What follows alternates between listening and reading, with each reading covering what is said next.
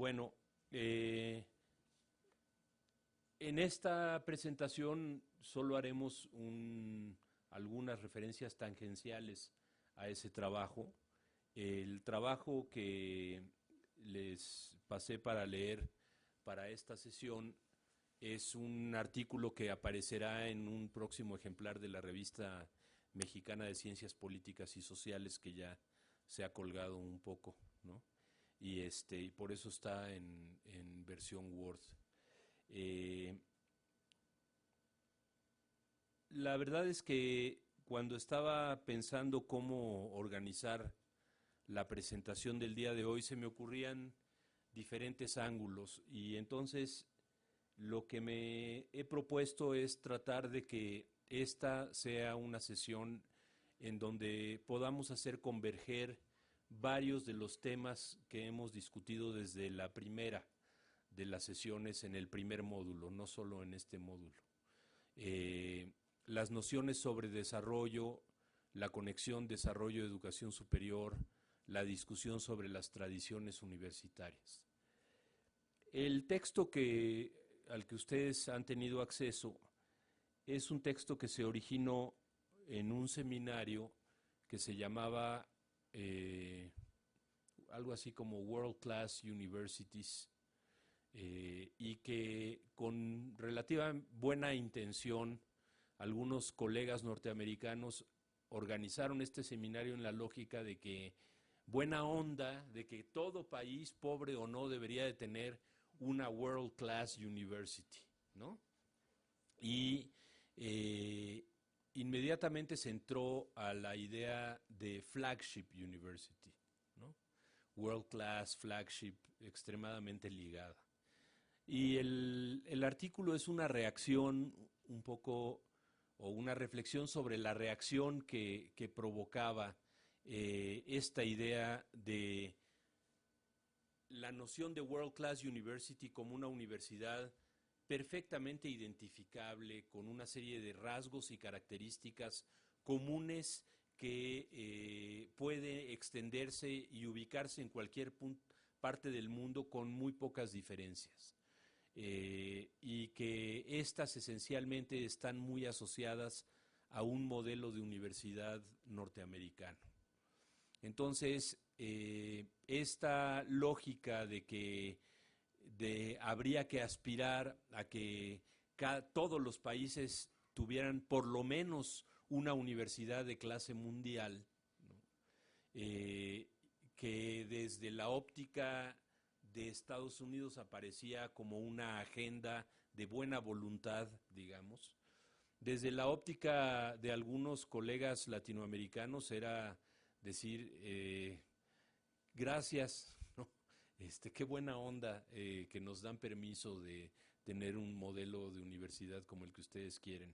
Y había evidentemente un problema de comunicación, porque no había una intencionalidad abiertamente de imposición, de hegemonía, de dominación con una noción de universidad, pero en los hechos esa era la sensación con la que uno se quedaba desde este lado. Y entonces el artículo lo que intenta es reaccionar a eso desde la lógica de decir, ¿por qué no tiene absolutamente ningún sentido suponer que una universidad de clase mundial en México tendría que parecerse a una flagship, a una universidad insignia de los Estados Unidos? ¿Por qué tendría que haber ese implícito a la hora de discutir qué es una institución de clase mundial, ¿no? ¿Y por qué uno podía sentir que en nuestro país o en otros países de América Latina ha habido y hay todavía instituciones de clase mundial que no se parecen tanto a las universidades más reconocidas de los Estados Unidos? El tema tenía que ver entonces con tradiciones universitarias diferentes, con desarrollos históricos, económicos y políticos distintos, con el hecho de que hay países centrales y países periféricos, de que lo cual nos refiere inmediatamente al tema de las teorías del desarrollo, ¿no? Con la noción de los problemas, la distinta naturaleza de los problemas nacionales en uno y otro lugar del mundo. Y cómo solo era posible entrar a ese debate de la universidad de clase mundial, no ubicándonos en el terreno internacional sobre la base de un conjunto de normas, de ideas, de conceptos universitarios supuestamente compartidos, constitutivos de el modelo de universidad de clase mundial, sino en la necesidad de ubicarse en lo regional, en lo contextual, para poder explicarse el porqué del desarrollo de nuestras universidades y de las características particulares que éstas asumen, ¿no? Entonces, hemos visto en el curso distintas tradiciones universitarias y por eso estaba pensado el curso así. Desde el surgimiento de la noción de universidad, cómo rápidamente, en el momento que las universidades se empiezan a mover de Italia a Francia, de España a Francia, de Francia a Inglaterra, de unos lugares en Inglaterra a otros, cómo las universidades que se generan en Alemania, los modelos que ya hacia el siglo XIX más o menos van adquiriendo una identidad propia o han adquirido una identidad propia, y que analizamos aquí en la sesión con Roberto, el modelo napoleónico, el modelo humboldtiano, existe, no existe, es la universidad alemana lo que decía Humboldt que era o no, la universidad elitista de investigación en los Estados Unidos y las distintas etapas de desarrollo de la universidad en México en particular, pero con condiciones muy similares en América Latina, nos van moviendo a una condición y un punto en la historia regional en el cual despega, partiendo de esas características tan influenciadas por la naturaleza de la Universidad Española y quizás más de la Universidad Francesa, organizada por facultades, que luego separa la investigación en institutos de la docencia en facultades, que son características que tienen muchas de las universidades de nuestro país y de América Latina, no todas y no todas en la misma forma, ¿no? Cómo eso va llegando a un punto de condensación en un momento histórico que está aparejado a un proceso en el desarrollo de las naciones postcoloniales de América Latina, de la construcción de estos países como naciones, de la construcción de los estados-nación en cada uno de estos espacios, en los cuales la universidad, de repente, o varias universidades, se encuentran en el centro de la construcción nacional. Fenómeno que no ocurre de esta forma en otros países y que deja planteada una pregunta que podemos recoger al final de la exposición sobre si esta es una característica del mundo poscolonial o es una característica de la universidad en América Latina y alguno que otro país. Una universidad que de repente adopta una gran centralidad en la construcción del proyecto nacional y se constituye como una institución clave en la construcción del Estado-Nación. Si uno se ubica en Estados Unidos, por más importancia que tiene cada una de las universidades a nivel nacional o a nivel de cada uno de los estados, o sea, podemos pensar en Harvard o la Universidad de California para el conjunto de los Estados Unidos o en la Universidad de California en particular para el desarrollo de la economía y del estado de California, ¿no? Y no se encuentra esa característica que va a tener la universidad constructora de Estado. Y por eso planteamos la necesidad de reconocer tradiciones universitarias diversas, no solamente en lo histórico, no solamente en el siglo XIX, sino en el devenir de las diferentes instituciones, ¿no? Entonces, puede hablarse, y sería motivo de otra discusión, de una especie de modelo nórdico de universidad asociada al estado de bienestar, como de la que nos habló un poco Jussi Valima en Finlandia, Suecia, Noruega, Dinamarca, ¿no? Puede hablarse claramente de la universidad anglosajona, de la universidad en Gran Bretaña y en Australia, muy similar y compitiendo con la universidad norteamericana, de cuyas características hemos hablado y vamos a hablar más, ¿no? Puede hablarse de la tradición mediterránea de universidad, que incluye algunas de las universidades francesas, españolas, italianas, ¿no? Y decimos nosotros, es posible hablar de una tradición universitaria bien identificable, a la que denominamos universidad constructora de Estado. Es aquella universidad que no surge como entidad participante en la construcción del Estado-Nación, sino que en algún momento de su historia entra en una sintonía particular con la construcción del Estado Nacional y el desarrollo conducido por este Estado Nacional, ¿no? O como parte de la construcción de este Estado Nacional.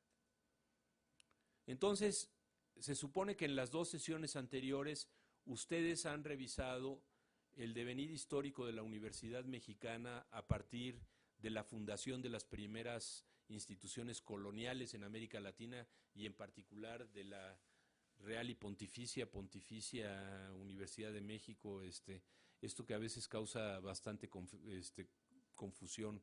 ¿Quién la fundó primero, el rey o la iglesia? ¿Se sumaron los dos? ¿De cuándo es la bula papal? Etcétera, etcétera. Todo esto lo deben haber visto, ¿no? Indudablemente, por más que Justo Sierra en el discurso de hace 101 años aproximadamente haya dicho que la universidad que nacía en 1910 no tenía nada que ver con aquella universidad que había venido del viejo mundo y que había venido cargando con toda esa leyenda asociada a la Iglesia Católica, a la corona española. La universidad naciente llevaba en su seno absolutamente integrada la tradición universitaria continental mediterránea del siglo XIX, con esa estructura que asume no solo porque venía históricamente de ahí, sino porque le da al momento de la constitución de la Universidad Nacional pues el mapa de articulación de la construcción de la nueva institución, ¿no? O sea, cómo armar en el momento de que Justo Sierra tiene el permiso presidencial para echar adelante la universidad, cómo organizarla y articularla, pues a imagen y semejanza de la estructura tradicional de la Universidad Napoleónica, muy parecida a la española, ¿no? Entonces, se agrupan escuelas, se hacen unas de altos estudios, que son nuevas, se traen otras que ya existían, que vienen la Escuela de Medicina desde la Real Escuela de Cirugía, la Real Escuela de Minas, que se transforma en minería, en Escuela de Ingeniería, en fin, todo esto se supone que ustedes ya lo discutieron.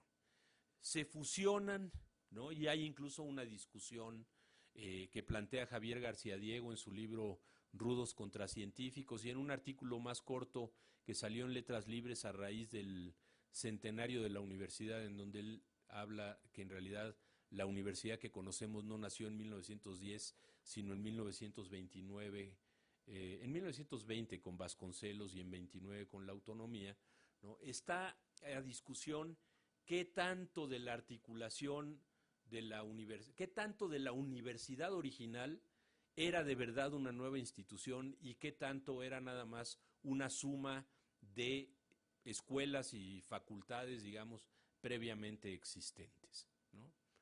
Eso es para la exquisitez de los historiadores un tema interesante. Pero lo que parece más relevante recoger de esta tradición mexicana, ¿no?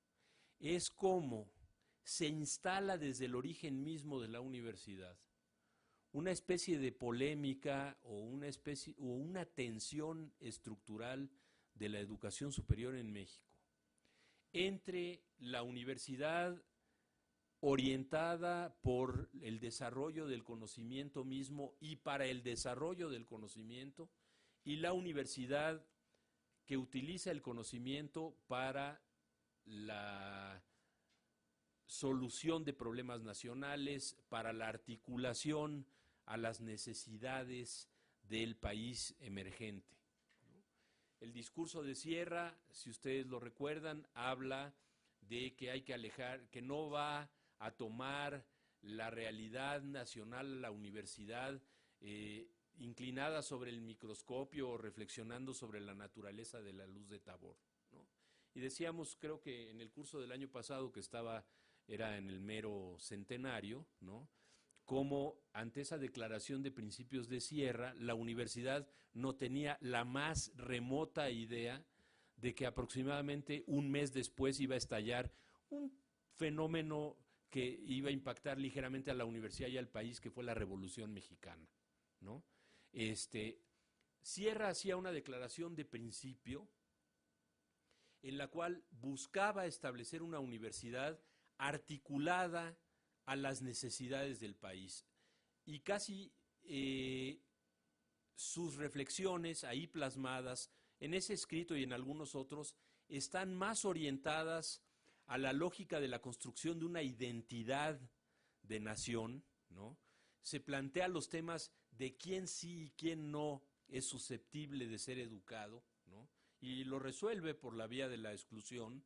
Hay grupos de los cuales no es necesario ocuparse, ¿no?, acorde con la política de los científicos y con la visión del mundo que ellos sostenían, pero sí se plantea la idea de que, aunque no los eduque, cómo la universidad contribuye a que todo ese conglomerado social diverso en sus orígenes, con distintas tradiciones culturales, étnicamente diferenciado, socialmente estratificado, podía alcanzar una homogeneidad en la visión de lo mexicano. Y ubicaba ahí una de las grandes tareas de la universidad. Y por eso no habría de agarrar, los fenómenos sociales no habrían de agarrar a los universitarios inclinados sobre el microscopio.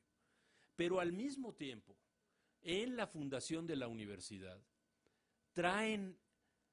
hacen una gira por distintas universidades de Europa y los Estados Unidos y traen a las universidades que serían las madrinas de la Universidad Nacional, ¿no?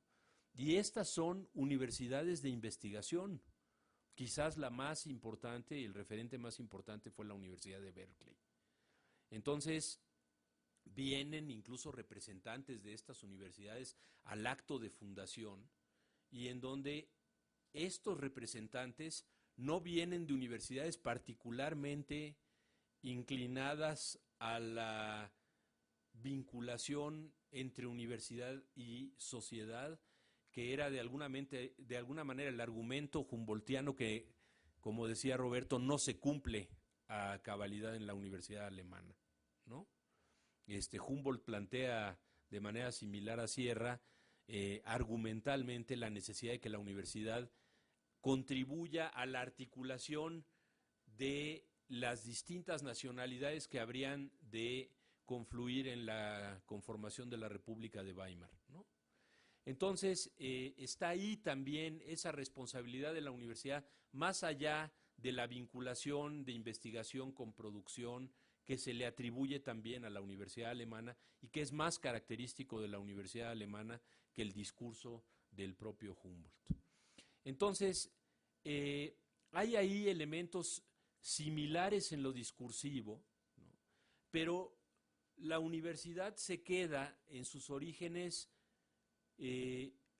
medio patinando, sin posibilidad de establecer un camino bien definido en esa aparente disyuntiva entre la universidad volcada a la construcción nacional y la universidad del conocimiento y volcada a sí misma y enfatizando el tema del conocimiento. Ciertamente, como decía antes, la revolución la toma mirándose el ombligo, ¿no?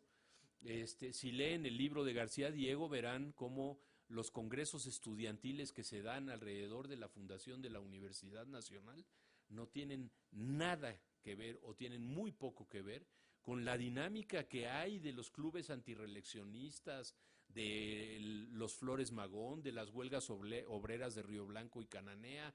O sea, está en otra.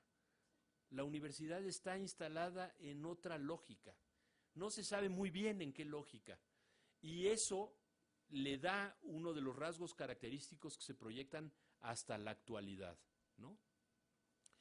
Entonces, viene todo un proceso de construcción universitaria en condiciones complejas. Durante los años de la lucha armada, ¿no? Digamos del 10 al 21, que más o menos ya se establecen condiciones de relativa estabilidad, y durante los años de la posrevolución, en donde la universidad, salvo algunos momentos con Vasconcelos, no encuentra asidero y articulación con el poder político y el proyecto nacional, ¿no?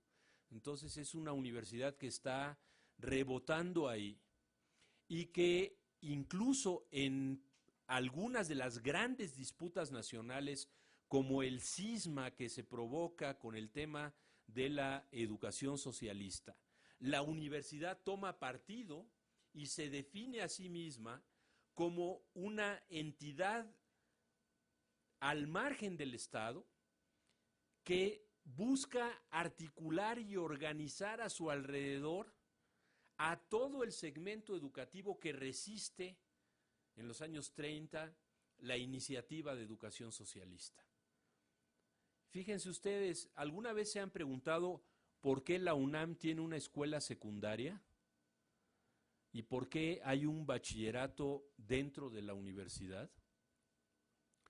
Bueno, realmente todo esto se consolida en el momento en que la universidad se asume a sí misma como un espacio de articulación del segmento de educación que no es afín a la política de la educación socialista. Se asume como si fuera la SEP, ¿no? Es como la anti-SEP, la SEP católica frente a la SEP atea, socialista, materialista histórica que opera como brazo ejecutivo del Estado. Entonces, surge ahí una cosa que no existe prácticamente en ningún otro país del mundo, que es las escuelas incorporadas que subsisten hasta la fecha. Y antes eran escuelas incorporadas, universidades completas.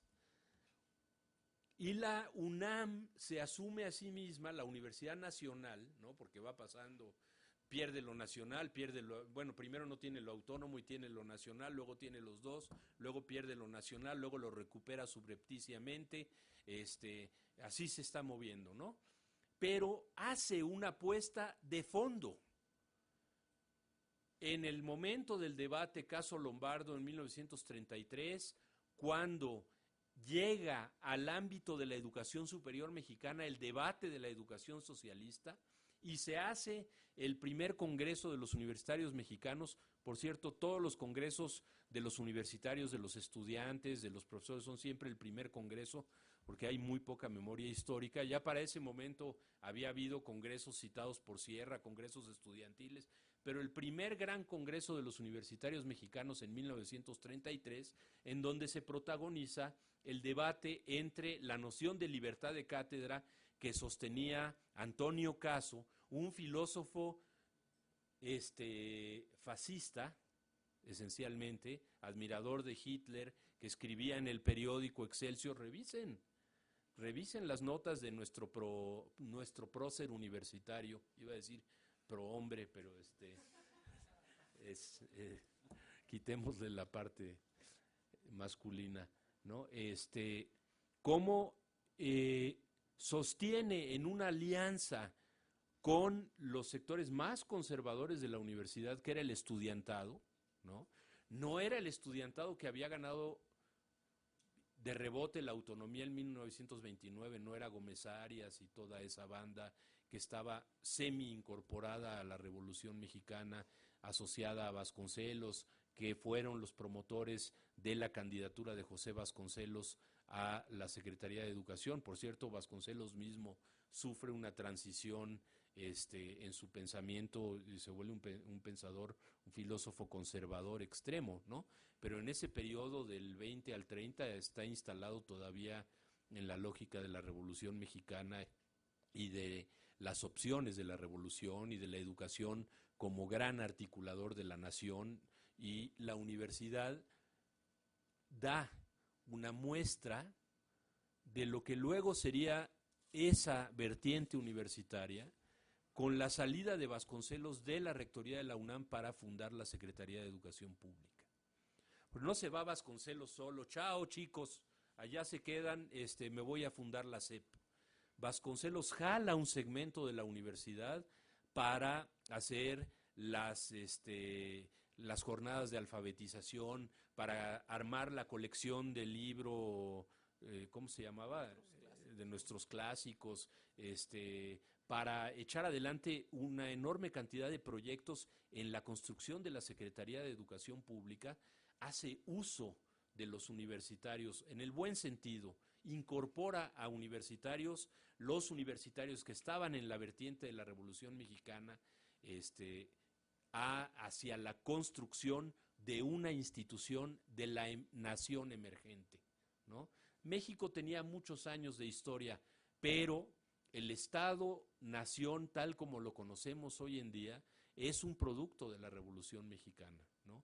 Y uno de sus grandes momentos fundacionales es el proyecto de construcción a través de lo educativo, y es la construcción de una Secretaría de Educación Pública. Se eleva al rango más alto del ejercicio del gobierno del país el tema educativo, ¿no? Y los maestros se convierten en los grandes organizadores del régimen en la disputa con esos sectores que estaban remanentes de los enemigos de la revolución, que eran los cristeros en la zona del Bajío y el centro del país, ¿no? Y algunos otros dispersos por la República. Son los maestros, y siguen siendo los maestros, por lo menos míticamente, los grandes organizadores de la nación. O sea, el maestro en el pueblo era el individuo educado que tenía a veces la capacidad hasta de orientar a las familias para la atención médica, para el uso de los servicios, incipientes servicios de salud, para la toma de decisiones sobre cultivos, para la organización económica de las comunidades y, por supuesto, para la organización del voto, ¿no? Si el Baester no es un fenómeno que emergió de repente durante el salinismo, ¿verdad? Esto tiene su historia. Entonces, sale Vasconcelos, esa vertiente de la universidad se va a la SEP, y dentro de la UNAM se da ese debate nacional, se da en un terreno bastante ilustrado, por cierto, aunque a veces leído a la distancia del tiempo puede resultar decepcionante el gran debate caso Lombardo, y uno ve los escritos y dice, bueno, pero hay que ubicarse históricamente para realmente darle el valor y la magnitud que tenía. Y en la votación del Congreso, el rector de la UNAM de entonces, acuérdense que el rector se nombraba a partir de la ley del 29, de una terna propuesta por el presidente de la República, era nombrado por el Consejo Universitario.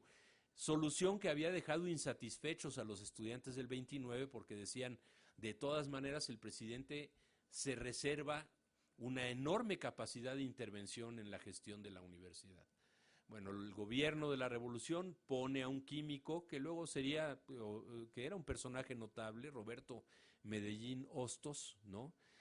Como rector, es director de la Escuela Nacional Preparatoria Vicente Lombardo Toledano, ¿no? Este, y la vertiente más conservadora de lo que había sido el Ateneo de la Juventud durante el Porfiriato y antes de la Revolución, representada por Antonio Caso, da el debate en representación del mundo católico mexicano, ¿no?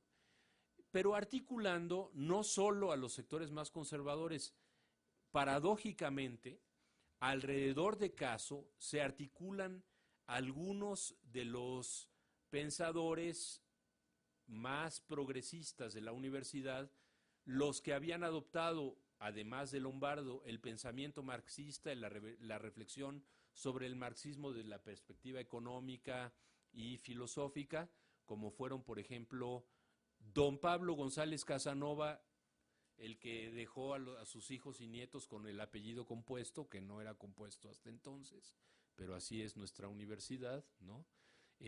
Cuando alguien de aquí se vuelva famoso, deja ya sus dos apellidos ligados por un guión y ya genera una estirpe universitaria. Pablo González Casanova, Miguel González Aparicio, no eran católicos, eran marxistas que no estaban de acuerdo con la visión que ellos caracterizaban de simplista y autoritaria que manejaba Lombardo.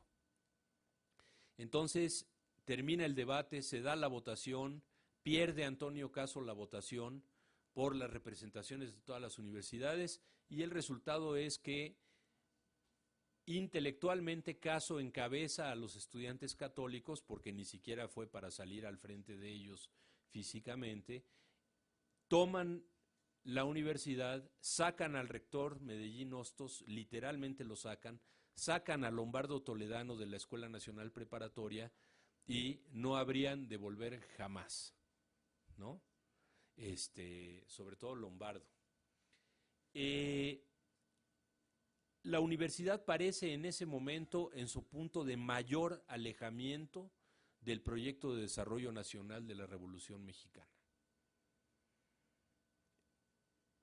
El Estado mexicano ha apostado por la educación socialista, por la educación técnica, por un modelo de desarrollo de sustitución de importaciones, está empezando a virar hacia la sustitución de importaciones a partir de un modelo económico agrominero exportador, ¿no? Se está empezando a plantear el tema del desarrollo con un modelo conducido desde el Estado.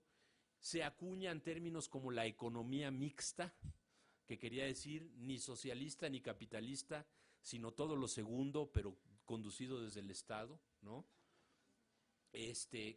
Fue el modelo que se tuvo, ¿no? Muy acorde con lo que después serían temas y políticas más desarrolladas y establecidas por la Comisión Económica para América Latina. Pero el Estado mexicano con relativa intuición se va moviendo en ese esquema en una condición de desarrollo compleja, donde todavía hay una enorme influencia de los Estados Unidos y de países europeos que son dueños de la industria eléctrica, del petróleo, de las compañías de teléfonos y de la mayor inversión productiva que existe en el país, ¿no? El Estado mexicano está apostando a la reforma agraria, ¿no?, a la educación, a la construcción de los sistemas públicos de salud y está iniciando un proceso relativamente tímido de nacionalización, que no estatificación, de ciertas empresas y ciertos sectores de la economía nacional, ¿no? Pero desde la Constitución están establecidos y protegidos está el artículo 123 que establece el derecho de huelga y el Estado mexicano es garante del derecho de huelga en un elemento que está estableciendo un equilibrio relativo entre los factores de la producción. Pero si hay una cosa que vale la pena, sobre la cual vale la pena llamar la atención, es la gran heterogeneidad del país, tanto en las condiciones de desarrollo como en las políticas concretas que se dan en el marco del proyecto de la Revolución Mexicana, ¿no? Tomemos un ejemplo nada más, el caso del estado de Puebla, que habrá de tener una de las universidades primeras, también de las universidades públicas que se establecieron, de las primeras en México, ¿no? El estado de Puebla se ve rápidamente controlado por un conjunto de grupos económicos norteamericanos encabezados por un señor que se llamaba Jenkins y por su socio mexicano O'Farrill, Rómulo O'Farrill, ¿no? Creo que esos nombres los deben haber oído ustedes, que mientras Maximino Ávila Camacho repartía y repartía y repartía como 6 veces las tierras posibles de repartir en el estado de Puebla, los campesinos no recibían absolutamente nada, se repartía muy poco y se mantenían grandes latifundios, producción de caña de azúcar, ganadería, etcétera, ranchos lecheros inmensos, desarrollos urbanos, en fin, la economía mixta en su mejor expresión, ¿sí? Mixta era que era codueño el caudillo estatal que era Maximino y los grupos económicos norteamericanos que venían desde antes de la Revolución Mexicana y que se mantuvieron ahí, ¿no? Y que dirigían también la universidad hasta los años 40, en que empieza una serie de movimientos para, desde la universidad, tratar de modificar la situación del Estado. No les digo que se vayan a leer una historia del Estado de Puebla, pero lean la novela esta de Ángeles Mastretta, Arráncame la vida, o vean la película si les da mucha flojera leer, y léanse, también está muy interesante un libro que apareció recientemente que se llama Disparos en la oscuridad, que es como una especie de monólogo de Díaz Ordaz, que había nacido en Oaxaca, pero siempre dijo que era poblano, y que trae una cantidad de información ahí muy interesante. Bueno, mientras a nivel del centro del país, que es donde está operando la Universidad Nacional, ¿no?, el conflicto se abrió de una manera escandalosa en el año 33, en donde el gobierno mexicano dice, aquí están 10 millones de pesos y ahí se ven. La ley que se establece en el 33 dice, ley de la Universidad, Ley Orgánica de la Universidad de México, autónoma, ¿sí? Ya no dice nacional. Pocos años después, en este periodo, encabezada por Gómez Morín, fundador del PAN, la universidad asume su momento más álgido de articulación de todo el movimiento de educación católica en el país. Hasta que, desfallecido, en medio de la crisis financiera y sin poder más, Gómez Morín renuncia, ¿no? Y prácticamente se va de la universidad con el panismo universitario a fundar el PAN. Vean las actas de fundación del PAN. Además, hoy lo que es maravilloso es que todo está en el internet. Van a encontrar ahí un montón de nombres universitarios muy interesantes, y van a encontrar ahí, por supuesto, el nombre del papá de Felipe Calderón, que fue uno de los fundadores del Partido Acción Nacional, vinculado a Gómez Morín estrechamente y a la Universidad Nacional, a la que no pudo entrar después su hijo, ¿no? No pasó el examen. Para el momento en el que se va Gómez Morín y llega Cárdenas a la presidencia de la República, se inicia un proceso muy sutil y cuidadoso, casi irreconocible en la política mexicana, porque pasan realmente, sobre todo en esas épocas, pasaban muy pocas cosas de ese estilo, en donde, sin grandes definiciones políticas, Cárdenas restablece el subsidio, el apelativo nacional reaparece en el nombre de la universidad y el rector, primero Ocaranza, pero sobre todo Luis Chico Goerne, se vincula al gobierno cardenista y adquiere esa ese reacercamiento entre los universitarios y el poder político en México, su acto de mayor simbolismo con la presencia del rector de la universidad ondeando la bandera al lado de Cárdenas el día de la expropiación petrolera y con Alejandro Gómez Arias como el dirigente estudiantil que había encabezado la huelga del 29 en la que la universidad adquiere la autonomía, como uno de los oradores principales de dicho evento. Entonces, reaparece en la universidad el segmento de universitarios cercano a la revolución. Cárdenas le baja un poco al tono de la confrontación con la universidad. La universidad, Roberto ha estado revisando este tema, hace un nuevo estatuto interno que, sin cambiar la ley orgánica del 33, abre una vertiente de compromiso con el proyecto de la revolución, y aunque no se declara ni materialista histórica ni socialista, se plantea el tema de la responsabilidad social de la universidad para con la nación, ¿no? Y de alguna manera se ubica al lado del Politécnico Nacional, que era el gran proyecto educativo del gobierno cardenista y los anteriores, ¿no? Porque no es el momento de la fundación del Poli cuando se hizo el Poli, ¿no? Es un proyecto que se va construyendo con las normales rurales, con las escuelas técnicas por todo el país y el Politécnico como cabeza del sistema de educación técnica en México, que está vinculado a un tema esencial del desarrollo, que es la lógica de la industrialización.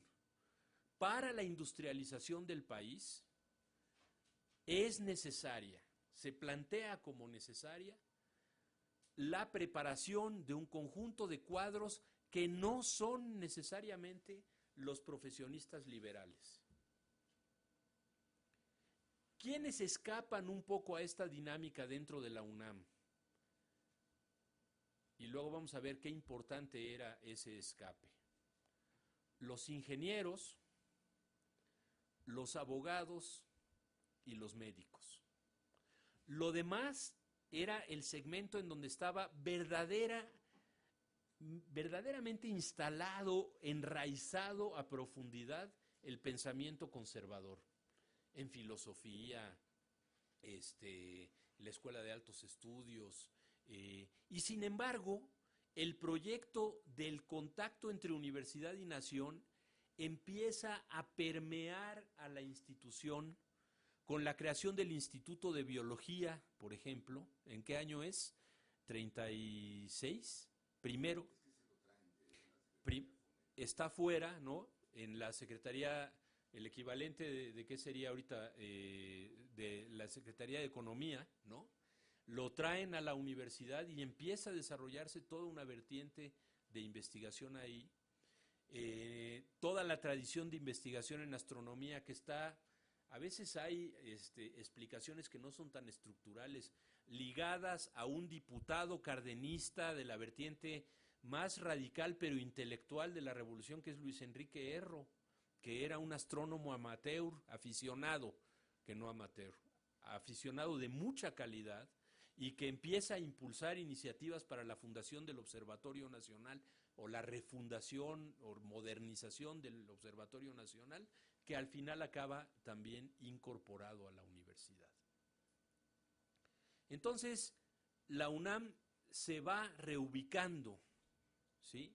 Y se va reubicando tanto que para principios de los años 40, terminando ya el periodo de Cárdenas, en donde hay un conjunto de virajes, Cárdenas no logra poner a su candidato a la presidencia como candidato del partido oficial, que era Mújica, su paisano michoacano, su correligionario de toda la vida, su ideólogo radical de la Revolución Mexicana, porque un conjunto de gobernadores como Maximino Ávila Camacho y otros en otros estados del país impiden que este fenómeno tenga lugar, y entonces opta Cárdenas por su secretario de Defensa, que no es Maximino, pero es su hermano, que es Manuel Ávila Camacho, ¿no?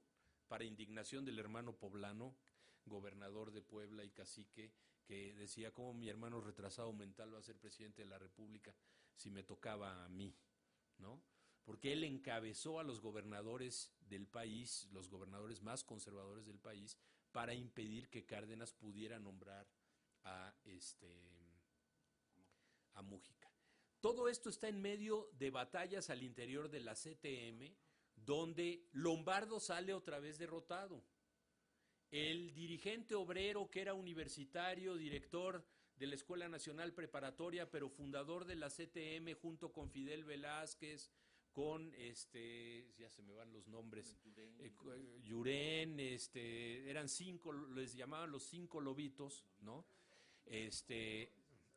Morones, funda la CTM y es rápidamente desplazado porque la dirección de la CTM, el grupo de la dirección de la CTM encabezado por Fidel Velázquez, encuentra una alianza en esos sectores más retrógrados de la revolución para deshacerse del sindicalismo más combativo y radical, quedarse ellos al mando de la CTM. Estamos hablando desde el año 40, ¿no? ¿En qué año se murió Fidel Velázquez? Después del 94, ¿no? O sea, 50 y tantos años de dirigente sindical, en donde se va fraguando un proyecto de desarrollo nacional, ¿no? Y a esa, digamos, encrucijada política en donde Cárdenas tiene que optar por una versión moderada de la Revolución Mexicana, ¿no? Se suma, o en ella se monta, un proyecto nuevo de desarrollo nacional que se llama el Viraje de los años 40, ¿no? Del 40 al 44, Ávila Camacho va frenando la reforma agraria. Después de la gran expropiación petrolera, frena los procesos de nacionalización del país, acelera el proyecto de industrialización y se proponen, ¿no?, la urbanización del México rural, la construcción la promoción de un conjunto de ciudades, de centros urbanos industrializados en los cuales se iba a montar el proyecto de desarrollo nacional, y en donde los profesionistas liberales que producía la Universidad Nacional empezaban a adquirir una enorme importancia. En la rectoría de la UNAM está Gustavo Vaz, después de Chico Goerne y de después viene Gustavo Vaz, que se va de la universidad después de 2 años al gobierno federal a construir la Secretaría de Salubridad y Asistencia. O sea, la universidad en ese año entre 40 y 44 empieza a embonar de nuevo, no solo en el proyecto desde arriba de construcción de grandes instituciones nacionales como había sido la SEP en los años 20, sino muy rápidamente de construcción de una enorme diversidad de instituciones nacionales, entre las que están, por cierto, las otras universidades públicas del país en los diferentes estados de la República, ¿no? Entonces, el Poli empieza a entrar en su fase de decadencia, casi en el momento de mayor esplendor de su creación, inicia su fase de decadencia porque empieza a quedar levemente desfasado del nuevo proyecto de desarrollo, ¿sí? En donde no hay una industrialización desde abajo, se fomenta la inversión extranjera y se da una enorme promoción a la expedición de títulos universitarios, se establece la ley de profesiones para regular el ejercicio profesional de todos. Es un poco absurda, es la que está vigente, sin ningún cambio prácticamente, que nos da el grado, el nombramiento de profesionista en sociología, en psicología, en física. Yo tengo mi cédula profesional que dice que tengo derecho a ejercer la física. No se sabe eso qué quiere decir, a diferencia de lo que quiere decir ejercer la abogacía, la medicina, la ingeniería. Desde la Universidad Nacional, ¿no?, se va Gustavo Vaz, su secretario general, que era Mario de la Cueva, que le da nombre al circuito exterior de Ciudad Universitaria, ¿no? Pero no solo a eso, le da ese nombre porque los abogados de la UNAM se constituyen desde ese momento hasta la fecha en el grupo que da el visto bueno a todo proyecto de ley que pasa en este país. No quiere decir que da el visto bueno político, da el visto bueno jurídico, jurídico-técnico.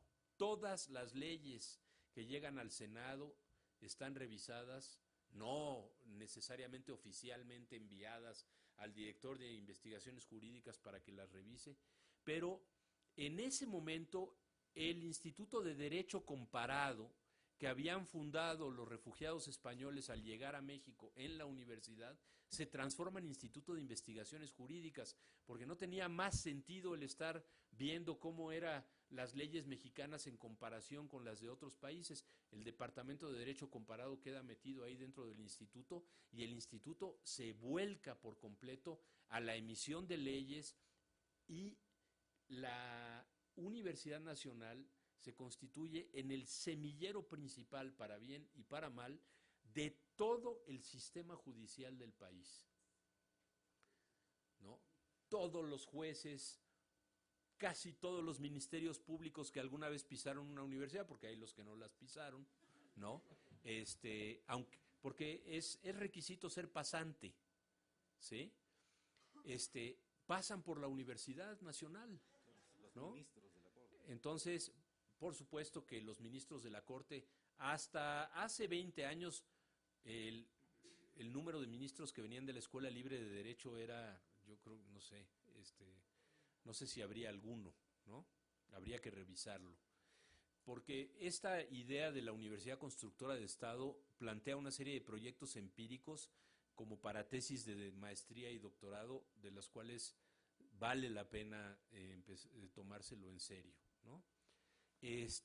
Entonces, pero pasa lo mismo, o sea, el sistema de salud pública en México no se funda porque va Gustavo Vaz y dice, y este edificio desde hoy con el presidente lo inauguramos, es la Secretaría de Salubridad y Asistencia, ¿no? Se construye primero un Plan Nacional de Salud con instituciones en donde está el IMSS, está el ISSSTE, está Salubridad, están las relaciones entre ellos y se define cuáles son los requisitos y procedimientos para el ingreso de los médicos a estos sistemas públicos de salud y el Estado mexicano se convierte en el principal empleador de médicos egresados de las universidades, en un modelo que combinaba la noción de profesionista liberal, o sea, el médico que tenía su consultorio particular y veía clientela, pero que toda la mañana trabajaba en algún hospital del ISSSTE, del IMSS o de la Secretaría de Salud, que fue el modelo hasta mediados,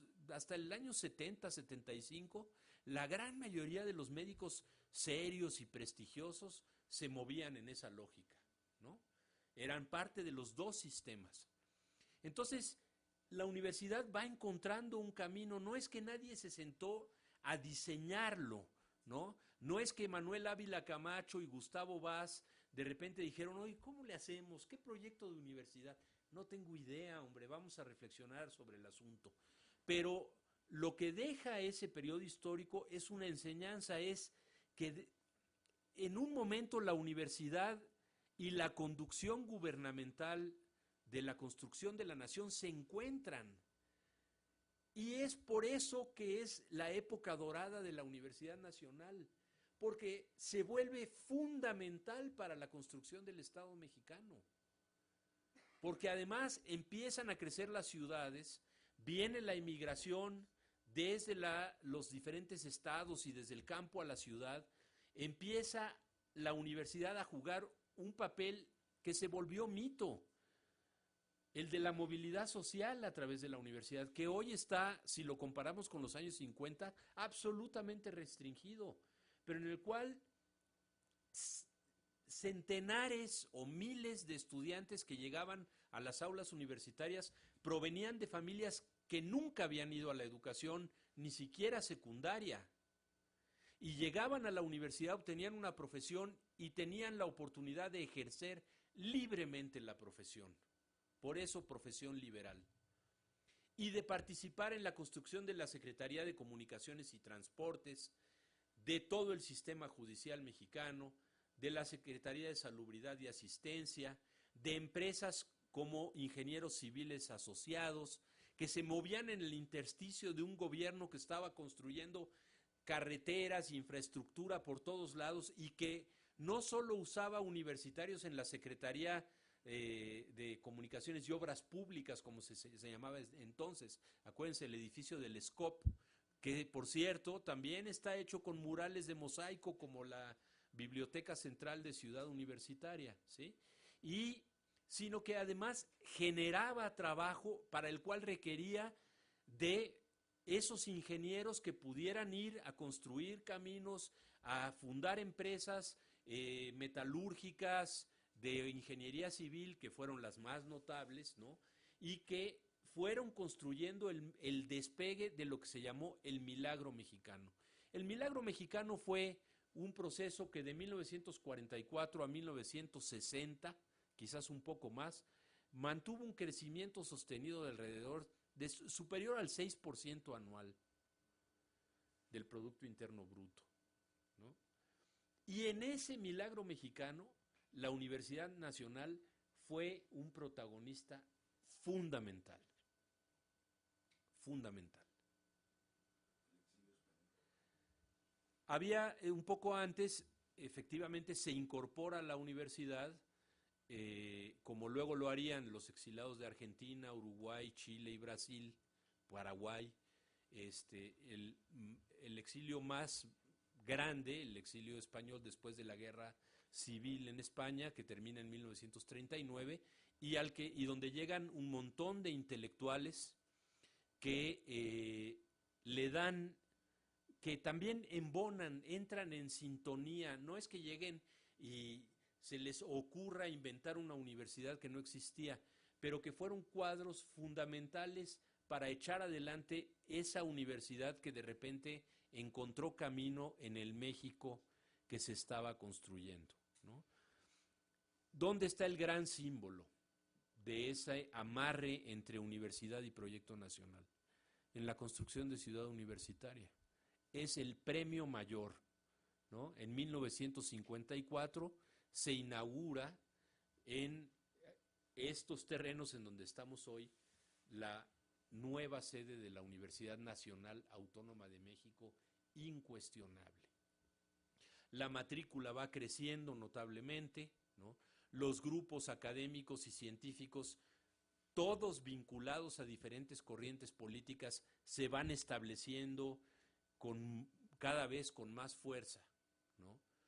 Y así como el Estado mexicano va asumiendo en su sistema político una forma de conducción o un sistema político de naturaleza autoritaria, la universidad va reproduciendo a su interior, con la consolidación de un grupo hegemónico, una forma de conducción de la universidad muy empática con lo que ocurría fuera de los terrenos universitarios, ¿no? En contraposición a las tradiciones colegiadas de casi todas las universidades del mundo, de lo que Burton Clark llamaba en Europa las repúblicas de los profesores, en contradicción con la colegialidad de las universidades norteamericanas, prácticamente la Universidad Mexicana gesta una forma de conducción de la cual todavía somos víctimas hoy en día, ¿no? Que simulaba y reproducía a su interior la forma que el autoritarismo mexicano tomó, que es lo que se llama el presidencialismo. ¿Qué es el autoritarismo? El autoritarismo se define en la ciencia política clásica como un sistema político en el cual no hay competencia real por el poder. Puede haber elecciones, pero no hay competencia real. Puede haber cambios sexenales, pero no hay corrientes y vertientes político-ideológicas que se sustituyan a otras. No hay verdadera alternancia, ¿no? Ni en el proyecto económico, ni en el político ideológico. No hay una ideología bien definida y contrariamente a lo que uno pudiera pensar, ¿no? Mientras el mundo se polarizaba por completo entre la lógica del capitalismo norteamericano y el socialismo real, con sus versiones tropicales como en Cuba años después o no, México asume la ideología de la Revolución Mexicana, que no es ni socialista ni capitalista, que promueve la economía mixta, que en efecto es un sistema capitalista de Estado, podríamos llamar, ¿no? En donde el Estado es el gran acumulador de capital y distribuye de manera muy diferenciada. Es un Estado benefactor de quinta categoría, ¿no? Porque aunque establece instituciones sociales públicas como la educación pública, los sistemas de salud pública, etcétera, etcétera, nunca alcanzan los niveles que alcanzó el estado de bienestar en Europa o en Estados Unidos, ¿no? Pero tampoco tiene frente a sí a una burguesía nacional que esté acumulando capital y que tenga empresas poderosas, y es el Estado el que también distribuye en ese terreno y da juego a unos cuantos empresarios, dueños de bancos, que luego en el transcurso de los últimos años del siglo XX irían adquiriendo bajo el cobijo y con la promoción del Estado una enorme fortaleza.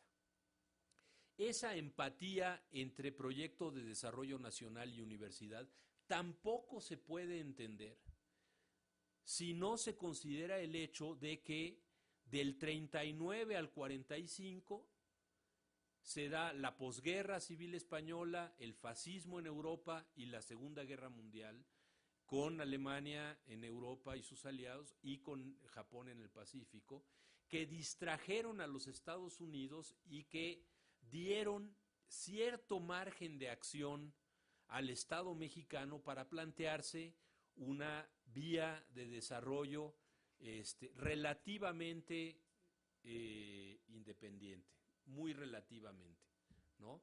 Pero con capacidad de tomar ciertas decisiones, como fue la propia expropiación petrolera, como fue con López Mateos en el año, ¿qué fue?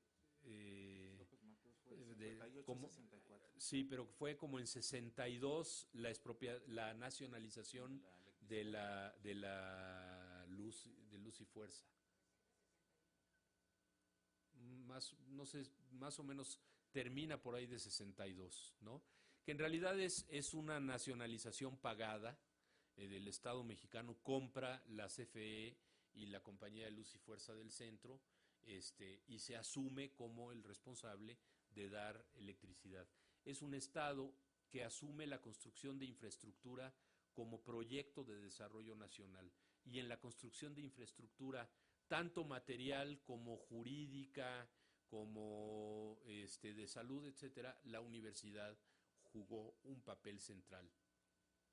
Es por eso que se caracteriza ese proyecto de universidad, ese devenir histórico de la universidad mexicana y de manera muy similar la Universidad de Buenos Aires en Argentina,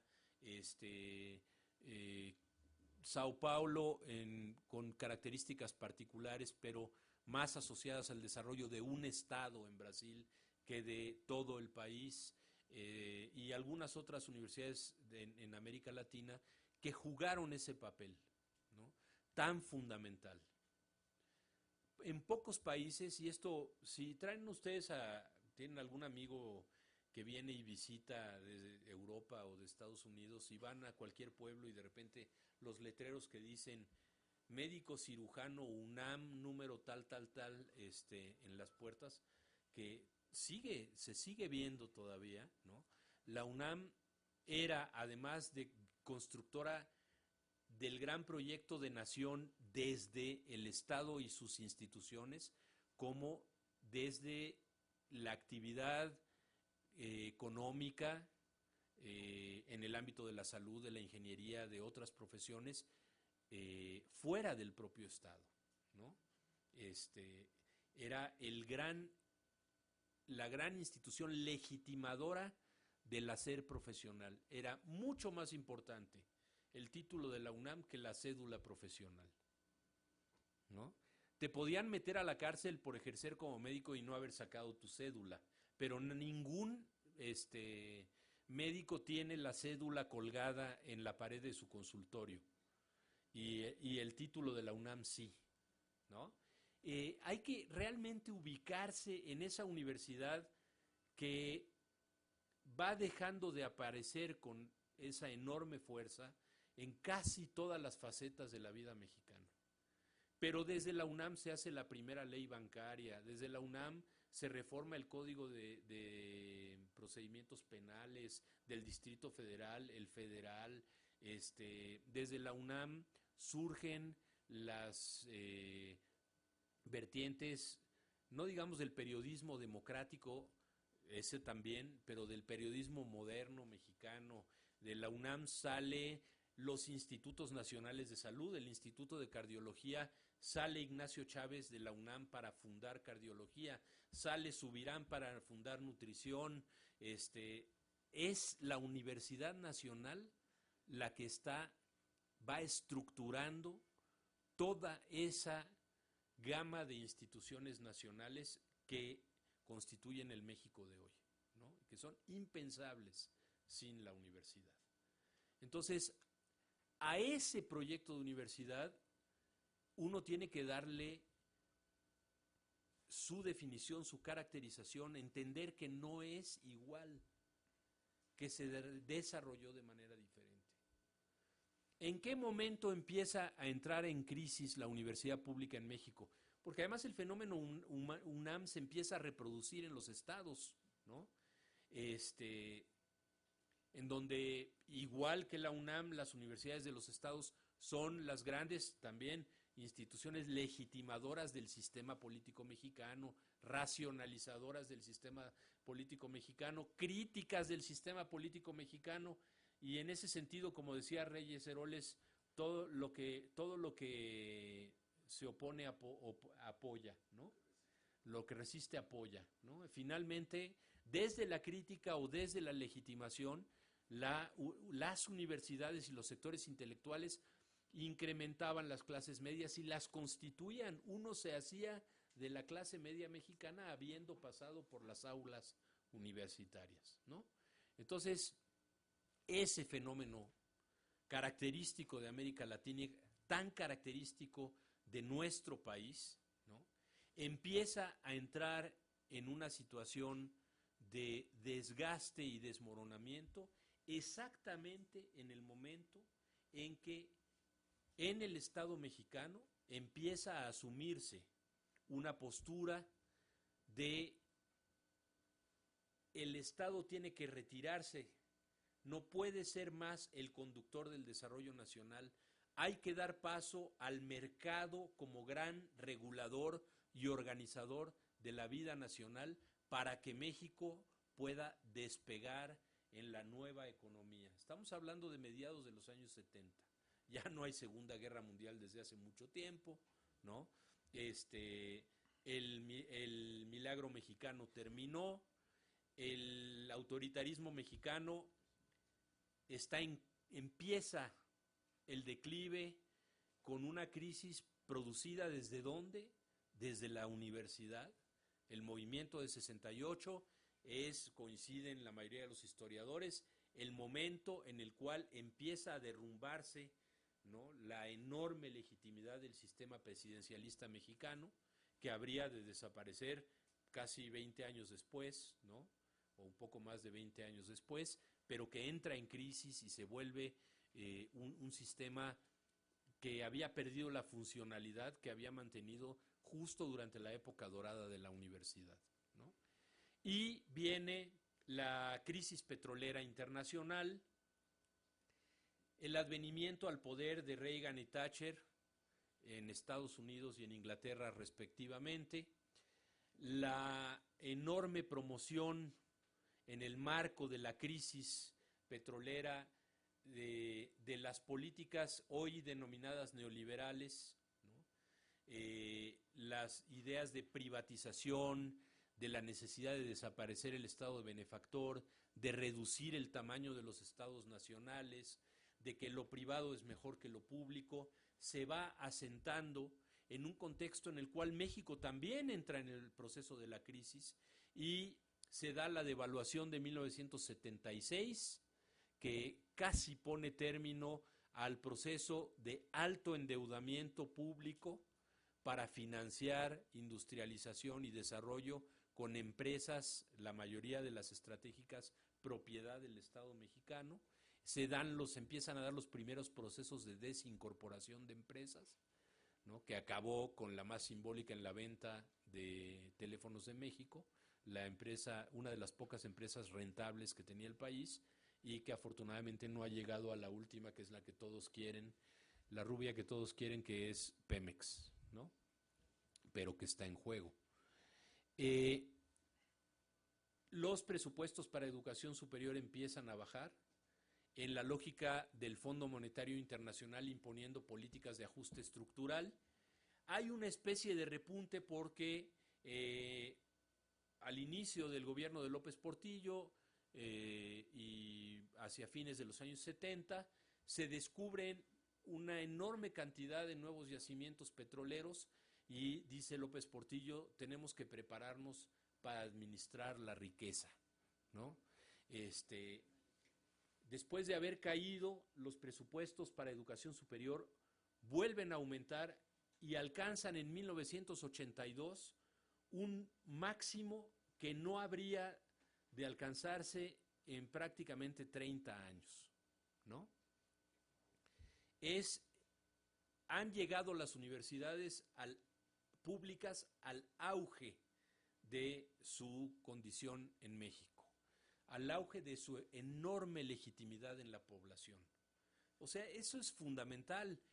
Toda esta noción que todavía existe de que la universidad es el gran medio de movilidad social, de que la universidad es el único organismo conocedor y con suficiente autoridad moral como para criticar esto, resolver lo otro, está ahí en juego, ¿no?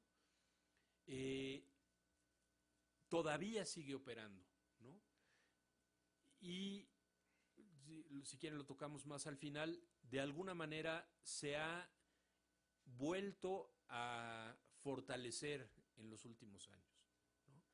Pero pasamos por un periodo en donde, además del discurso de que todo lo privado es mejor que lo público, acompañado de un discurso de crítica de lo público como ineficiente, corrupto, innecesario, un lastre para el desarrollo nacional, del cual las universidades públicas no estuvieron exentas y que varios de sus propios dirigentes asumieron a plenitud. O sea, ustedes acuérdense de lo que era el discurso de fortaleza y debilidad de Jorge Carpizo en los años 80, pero peor que ese, el discurso de José Sarucán durante los 8 años que fue rector, en donde si había alguien que criticaba y vilipendiaba a la universidad como ineficiente, costosa, redundante, sobrepoblada, etcétera, etcétera, era el propio rector haciéndose eco o encabezando las críticas nacionales, y es el momento en el cual coinciden otra vez las políticas del Banco Mundial extendidas por todo el mundo, la OCDE, etcétera, etcétera, planteando la necesidad de diversificar a la educación superior, de desarrollar, de desregular, de contener la ampliación de la oferta pública y dejar que florezca la inversión privada en educación y en educación superior. Y entonces el crecimiento de la matrícula desde mediados del año 70 o desde principios de los 80 hasta hará una década quizás, o 5 años, es fundamentalmente un crecimiento que se da en el terreno de las universidades privadas, ¿no? Y es, ahora sí, la época de oro del ITAM y del TEC de Monterrey, hasta de la Universidad del Valle de México, ¿no? Todas estas universidades que tienen un discurso no, es que la verdad es que las universidades públicas no sirven. Y en donde empiezan a circular todas estas cosas también mitológicas de que no, en todos los periódicos los empleadores publican planas en donde dice no, se solicita ingeniero químico pero que no sea egresado de la UNAM. Y yo les reto a ustedes a que traigan uno, a que busquen en los periódicos no ahorita, porque ahorita ya se volteó la tortilla, que le busquen en la hemeroteca y encuentren uno de hace 10 o 15 años. No era cierto, pero era parte de ese discurso internacional de lo privado sobre lo público. Y en donde acompañó ese discurso una reducción de los presupuestos universitarios, de los salarios del personal académico, que para 1985, con el pretexto de la crisis económica, habían caído de 75 a 85 en 80% en términos reales.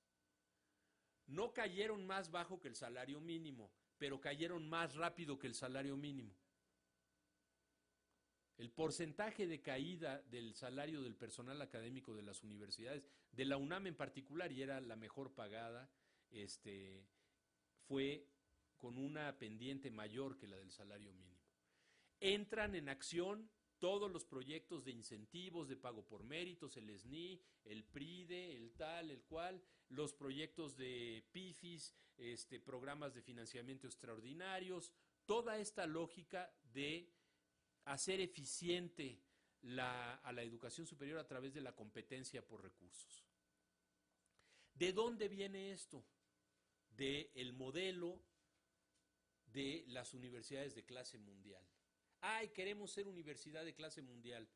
Tenemos que privatizarnos, tenemos que hacer que nuestros profesores compitan por recursos, tenemos que darle mayor peso a la investigación que a la docencia, más peso al posgrado que a la formación profesional, tenemos que tener una adecuada combinación de instituciones públicas y privadas, tenemos que hacer que las universidades públicas busquen financiamiento privado, se vinculen a las empresas productivas, que produzcan patentes, que publiquen en revistas internacionales en inglés, y todo esto que conocemos que es un modelo dominante de universidad exitosa, que son las que salen más altos en los rankings, las que se ven como los ejemplos a seguir por todos lados. Pero de repente, cuando uno ve la historia de la UNAM, se encuentra con que es esta universidad que ha sido una universidad de clase mundial en términos de una universidad que contribuyó a la construcción de un proyecto nacional, no va a encontrar su futuro en la adopción de una noción foránea de educación superior, ¿no? Y que cuando se plantea que el proyecto de universidad pública en México está en crisis, no puede separarse esto del hecho de que el proyecto nacional está en crisis, ¿sí? De que el Estado mexicano no tiene proyecto de desarrollo, de que ha cedido el espacio al mercado como gran regulador y que el mercado, se ha dicho, también va a ser el gran regulador de la educación superior. Que los departamentos o las facultades a las que los estudiantes no quieran ir se van a tener que cerrar, ¿no? Que se deben de pagar cuotas porque esa es la forma en la que los estudiantes votarán con los pies para que una universidad se mantenga abierta o se cierre, o una carrera se mantenga abierta o se cierre, ¿no? Que la calidad será medida por la percepción social de la vinculación entre formación y empleo que tenga cada institución y que le dé esa perspectiva a sus egresados, ¿no? Y que tendría su máxima expresión en un tema que se maneja con muchísima ligereza por los políticos de todos los partidos, que es la lógica de darle el financiamiento universitario a los estudiantes por la vía de becas o de bonos o de vouchers o como les quieran ustedes llamar. No es que estemos en contra de las becas, sí, pero sí de aquellas que se plantean como elemento sustitutivo del financiamiento universitario. Entonces, tenemos frente a nosotros, y con esto quiero cerrar, una poderosa imagen de lo que tiene que ser una universidad en el mundo de la globalización, que está reproducida constantemente por los medios de comunicación, por los rankings, por los académicos, por las autoridades universitarias, ¿no? Y esa imagen está mucho más asociada a esa vertiente de universidad que venía desde el discurso de Sierra y que se había visto opacada en ocasiones frente al peso de la universidad articulada al desarrollo nacional. ¿Sí? Cuando en los años 50 y 60 el Estado mexicano requería de un gran número de profesionistas educados en las universidades y bien formados, era muy difícil decir, no, espérame, es que lo que nosotros queremos hacer es investigación. Los recursos para la investigación, la relación de fuerzas que definía cómo se gastaban los recursos al interior de la universidad, estaban en gran medida determinadas por ese empate entre Universidad Nacional y Desarrollo. Hoy nos dicen con una enorme ligereza, no, la investigación como tal, así sola, nos va a sacar del atolladero y nos va a ubicar en el terreno de las naciones en desarrollo rápido y tal. Por supuesto que es fundamental la producción de conocimientos, pero si esta no está acompañada de un proyecto que tiene capacidad para asimilarlos, como lo hizo Brasil, y en eso jugó un papel fundamental la Universidad de Sao Paulo, que se convirtió desde sus universidades en un país productor de aviones, cajeros automáticos, computadoras, electrónica de distintos tipos, especialista en perforación de pozos profundos para la extracción de petróleo, etcétera, etcétera, etcétera. Es decir, que incorporó el conocimiento producido en las universidades como una componente del desarrollo nacional del país, ¿no? Así suelto, nada más porque sí, y con los académicos compitiendo por recursos escasos para publicar artículos en el extranjero, la noción de investigación es completamente inofensiva. No le hace daño a nadie, pero tampoco nos va a sacar del bache, ¿no? Entonces, esa universidad mítica que está ya en los Estados Unidos, que saca el primer lugar en el ranking de Shanghái, que siempre es Harvard, ¿no? Que es lo que nosotros quisiéramos tener, que nos llevaría a instalar un departamento de nanotecnología y de esto y del otro, porque son los sectores de punta que son sobre los que hay que hacer investigación, está asociada a una serie de temáticas y de políticas que no tienen capacidad de enraizamiento y de articulación con lo que está pasando en el país. Y la realidad nacional, más que cualquier líder universitario, autoridad, director de escuela o facultad, rector o lo que sea, está imponiéndole de nuevo a la universidad una responsabilidad en la condición actual del país. Por eso llevamos 16 años más o menos, ¿no? 12. Lo otro parece ser como ya premonitorio, ¿verdad? 12 años de autoridades universitarias opinando sobre el modelo de desarrollo, opinando sobre la centralidad de la universidad, haciendo que la universidad juegue en los debates nacionales, que sale al debate del petróleo, que sale en el tema de la seguridad nacional, que sale en los temas de nuevas formas o de posibles alternativas de desarrollo económico, que defiende la educación superior y la educación pública en general. Es el momento histórico el que ha abierto esa posibilidad para que los universitarios transitemos por ese camino y volvamos a construir una conexión entre universidad y desarrollo, ¿no? Volvamos a encontrar, no en el pasado, no en una visión nostálgica de lo que éramos en los años 50 y cómo podemos recuperar eso, porque eso es, y no se puede reproducir. No vamos a volver a vivir nunca más las condiciones de Estados Unidos semiparalizado por la guerra mundial, en sus políticas hacia América Latina, me refiero, de fuerzas sociales nacionales que empujaban y disputaban ciertos mecanismos de equilibrio y de redistribución del ingreso. No vamos a volver a vivir en esas mismas condiciones una situación de urbanización, de crecimiento de las profesiones liberales. Tenemos que encontrar el otro modelo, cuál es, o los otros modelos, las otras vías en el accionar universitario que viene. Y para encontrarlos tenemos que reconocernos en nuestra propia historia y en el papel que ha jugado nuestra universidad.